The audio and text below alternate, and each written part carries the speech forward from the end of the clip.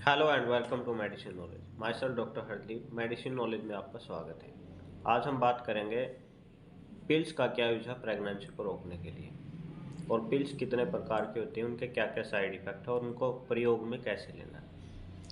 Pills basically जो है एक एस्ट्रोजन और प्रोजेस्टेरोन हार्मोन्स का कॉम्बिनेशन होती हैं, जो कि अलग अलग प्रकार से यूज किए जाते हैं और उनकी कंपोजिशन भी अलग अलग होती है।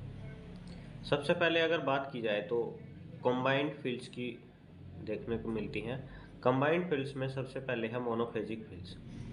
मोनोफेजिक पिल्स के अंदर जो है एस्ट्रोजन और प्रोजेस्टेरोन सेम, दोनों हार्मोन्स की कंपोजिशन सेम होती है, और इनका जो है प्रयोग 28 दिन तक किया जाता है। यानी कि पीरियड्स की साइकिल अगर एक फर्स्ट डे से लेकर 28 दिन तक जो है नॉर्मल साइकिल मानी जाती है, तो उनमें उस प्रॉपर तरीके से 28 गोलियों का प्रयोग होता है, जिसके अंदर जो है 21+7 का कॉम्बो होता है। यानी कि 21 तो हार्मोनल पिल्स होती हैं और 7 जो है नॉन हार्मोनल और नॉन स्टीरॉयडल पिल्स होती हैं। 21 पिल्स जो है 5th डे ऑफ मेंस्ट्रुएशन से शुरू करनी पड़ती हैं। यानी कि जिस दिन मेंस्ट्रुएशन शुरू हुआ है उसके 5वें दिन से हम जो है ये पिल्स का जो है प्रयोग शुरू करेंगे, और एग्जैक्ट टाइम पर हमें इनका प्रयोग करना पड़ता है। 21 दिन होने के बाद जो है जो बाकी बची 7 पिल्स हैं उनको हमें लेना शुरू करना है, जो कि नॉन हार्मोनल पिल्स हैं, जिसकी वजह से जो है पीरियड्स जो है दोबारा शुरू हो जाते हैं। ये मोनोफेजिक पिल्स है। फिर आता है मल्टीफेजिक पिल्स। मल्टीफेजिक पिल्स जो है कई प्रकार की अलग अलग टैबलेट्स होती हैं, जो कि महीने की साइकिल में अलग अलग तौर पर यूज की जाती हैं। तो इनके बारे में जो है ज़्यादा डिस्कशन नहीं होता, क्योंकि इनके हार्मोन्स के लेवल जो है अलग अलग होते हैं। क्योंकि 21 दिन एस्ट्रोजन का लेवल ज़्यादा होता है और बाकी 14 दिन जो है वो प्रोजेस्टेरोन का लेवल अधिक होता है, तो उनके लिए पिल्स जो है यूज की जाती हैं। थर्ड पिल्स आती है extended cycle pills. Extended cycle pills के अंदर जो है ये लॉन्ग टाइम के लिए हमें पिल्स लेनी होती हैं। जैसे 13 सप्ताह तक का टाइम होता है, जिसमें से 12 सप्ताह हमें हार्मोनल पिल्स लेनी पड़ती हैं और 1 सप्ताह जो है नॉन हार्मोनल पिल्स का हमें यूज़ करना पड़ता है, ताकि हमारी मेंस्ट्रुएशन जो है दोबारा से रिज्यूम हो। तो इस प्रकार से जो है साल में 3 से 4 बार जो है हमें पीरियड्स देखने को मिलते हैं। तो ये एक्सटेंडेड पिल्स होती हैं। फिर आते हैं अगली जो पिल्स होती हैं प्रोजेस्टेरोन ओनली पिल्स या मिनी पिल्स जिसको बोलते हैं। इसके अंदर जो हार्मोन्स की कंपोजिशन है वो केवल प्रोजेस्टेरोन की होती है। प्रोजेस्टेरोन की पिल्स के जो है इसके अंदर कोई गैप पीरियड नहीं होता और इनकी कंपोजिशन भी सेम ही रहती है। तो ये हमें 28 पिल्स होती हैं और 28 दिन तक लगातार लेनी होती हैं। तो इसका जो मेन काम है, फंक्शन की बात करें तो ये ट्यूबल मोटिलिटी को इनहिबिट कर देती है और स्पर्म्स की एंट्री को ब्लॉक करती है। फिर आते हैं सेंटोक्रोमन पिल्स, या जिसका सहेली नाम से जो उपलब्ध है हमारे गवर्नमेंट हॉस्पिटल्स के अंदर। ये एंटी इम्प्लांटिंग पिल्स होती है और इसके अंदर ओरमेलोजैफिन साल्ट होता है, और हमारे ब्रांड के तौर पर ओरमेलोजैफिन से ही हमें ओवर द काउंटर हमें अवेलेबल हो जाएगी।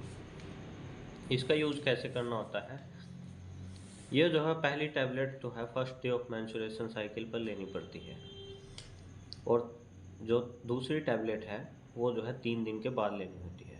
पहले 3 महीनों के अंदर ये जो है बाई वीकली यानी कि हफ्ते में 2 बार इसका प्रयोग करना पड़ता है, और बाद में 3 महीने के बाद हम वीकली इसका यूज़ कर सकते हैं। तो in case of missed pills, अगर कभी कभी जो है पिल्स का यूज़ जो मिस हो जाता है, अगर वो हफ्ते से कम है तो जो है पिल्स आप ना लें, और हफ्ते से ज़्यादा तो नई सिरे से आप पिल्स का जो है सेवन शुरू कर सकते हैं। फिर आती एमरजेंसी पिल्स। एमरजेंसी पिल्स का मतलब होता है कि जो है अनप्रोटेक्टेड इंटरकोर्स हो जाने के बाद जो है हमें उन पिल्स की ज़रूरत पड़ती है, अगर आप प्रेगनेंसी नहीं चाहते हैं तो। इसके जो है कुछ अलग अलग एग्जांपल हैं। जैसे अनवांटेड 72 है, जिसके अंदर लिवोनोगेस्ट्रोल होता है, जो कि रिलीज ऑफ एलएच और एफएसएच को रोक देता है और ओव्यूलेशन को बंद करा देता है, जिससे जो है फर्टिलाइजेशन नहीं होता। अगर ओव्यूलेशन हो जाता है तो ये जो है फर्टिलाइजेशन को भी रोक देता है, और फर्टिलाइजेशन हो जाता है तो ये जो है इम्प्लांटेशन को रोक देता है ब्लास्टोसिस्ट स्टेज पर। आई पिल्स हैं, इसका भी एग्जांपल है इमरजेंसी पिल्स के अंदर। प्रोजेस्टेरोन ओनली पिल्स या सिराजेट टैबलेट जो है, इसके अंदर डेसोगेस्ट्रोल होता है, ये सिंथेटिक प्रोजेस्टेरोन है। इन पिल्स का हम जो है यूज कर सकते हैं। अब पिल्स के जो है अलग अलग तरह की पिल्स होती हैं और लंबे टाइम तक हम इनका प्रयोग करते हैं, तो इनके कुछ न कुछ साइड इफेक्ट भी होते हैं। एस्ट्रोजन और प्रोजेस्टेरोन के जो है अलग अलग साइड इफेक्ट है। एस्ट्रोजन का जो मेनली इफेक्ट होता है वो कार्डियोजेनिक इफेक्ट होता है, यानी कि जो है हार्ट के ऊपर बहुत सारे इफेक्ट देखने को मिलते हैं, जिससे बीपी जो है ज़्यादा बढ़ जाता है, या फिर जो है क्लॉट बनने की संभावना या थ्रोम्बोसिस हो जाती है, और मायोकार्डियल इन्फ्रैक्शन होने का या स्ट्रोक का खतरा बढ़ जाता है। प्रोजेस्टेरोन के भी इफेक्ट हैं। प्रोजेस्टेरोन जो है मेनली मेटाबॉलिक इफेक्ट शो करता है, जैसे लिपिड प्रोफाइल है जिसके अंदर हाई डेंसिटी लिपोप्रोटीन है, उसकी कंपोजिशन कम हो जाती है और बैड कोलेस्ट्रॉल जो है बढ़ जाता है।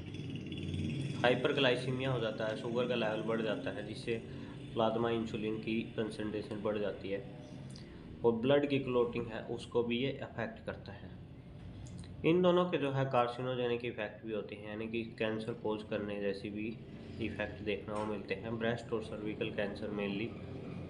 कुछ जनरल साइड इफेक्ट होते हैं, जैसे अगर ब्रेस्ट फीडिंग मदर है तो जो मिल्क का प्रोडक्शन है वो कम हो जाता है, वेट गेन होता है, ब्रेस्ट जो है टेंडरनेस शो करती है, हेडेक होता है, माइग्रेन हो जाता है, डिप्रेशन होता है, और गाल ब्लैडर जो है उसके डिजीज हो जाते हैं। कभी कभी जो है इनका यूज़ अलग अलग तरीके से यूज़ किया जा सकता है, यानी जो कंबाइंड और कॉन्ट्रासेप्टिव पिल्स होती हैं अलग बीमारियों में भी यूज़ की जाती हैं, जैसे बिनाइन ब्रेस्ट डिसऑर्डर्स होते हैं, एक्टोपिक प्रेगनेंसी के केस में, पीआईडी है, और बिनाइन और मैलिग्नेंट ओवेरियन डिजीज होते हैं, पीसीओडी के केस में इनका यूज़ होता है। अब इनके कॉन्ट्राइंडिकेशन है, यानी किन लोगों को ये पिल्स का यूज़ नहीं करना चाहिए। जिनको जो ब्रेस्ट या फिर जेनाइटल कैंसर की शिकायत है उनको, किसी को लीवर की या फिर जो है पित्त की थैली के जो है डिजीज हैं, या गाल ब्लैडर डिजीज हैं, हिस्ट्री ऑफ थ्रोम्बोसिस एम्बोलिज्म है, या किसी का बीपी ज़्यादा हाई रहता है, या किसी को प्रेगनेंसी है, हाइपरलिपिडीमिया जिसका कोलेस्ट्रॉल का लेवल जो है वो ज़्यादा रहता है, तो उनको जो इनका प्रयोग नहीं करना चाहिए। और कुछ लोगों को जो है स्पेशल अटेंशन की ज़रूरत पड़ती है, जैसे किसी को डायबिटीज़ है, क्योंकि इनसे केयर लेने से जो है शुगर का लेवल बढ़ जाता है, तो वो उनको नहीं लेना चाहिए। और 35 एज से ज़्यादा लेडीज जो होती हैं उनको इनका प्रयोग नहीं करना चाहिए। किसी को जो है एपिलेप्सी की प्रॉब्लम है तो उनको भी इसका प्रयोग नहीं करना है। ब्रेस्ट फीडिंग मदर्स के लिए भी इन चीज़ों का अवॉइड करें। तो ये इसके जो है कुछ साइड इफ़ेक्ट थे। Thanks for watching, please subscribe the channel.